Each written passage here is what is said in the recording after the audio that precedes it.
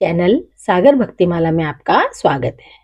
आइए हम आषाढ़ कृष्ण एकादशी को मनाई जाने वाली योगिनी एकादशी व्रत की कथा सुनते हैं।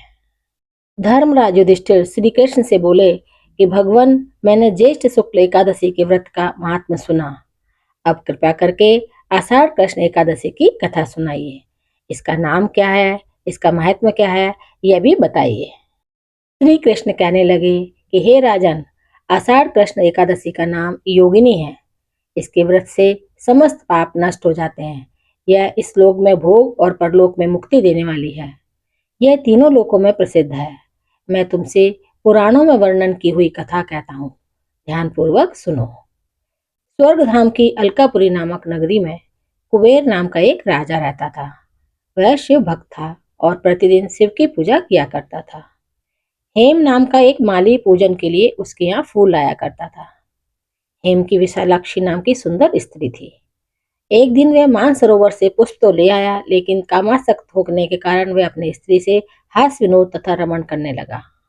इधर राजा उसकी दोपहर तक राह देखता रहा।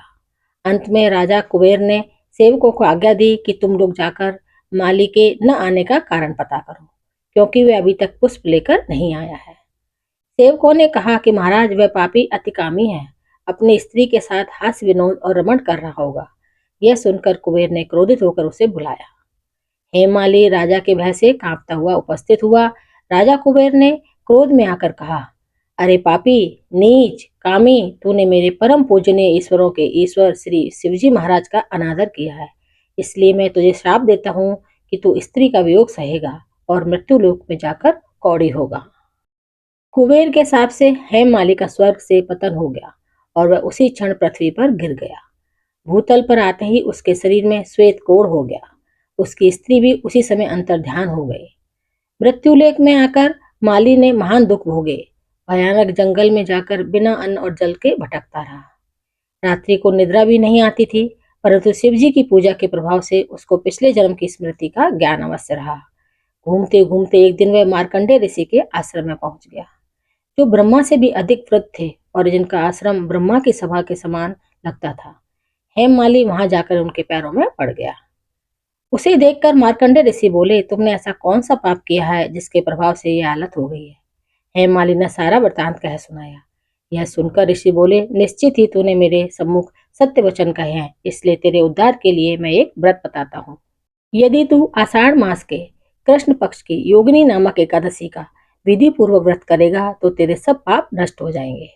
यह सुनकर हेममाली ने अत्यंत प्रसन्न होकर मुनि को साष्टांग प्रणाम किया। मुनि ने उसे स्नेह के साथ उठाया। हेममाली ने मुनि के कथनानुसार विधि पूर्वक योगिनी एकादशी का व्रत किया। इस व्रत के प्रभाव से अपने पुराने स्वरूप में आकर वह अपनी स्त्री के साथ सुखपूर्वक रहने लगा।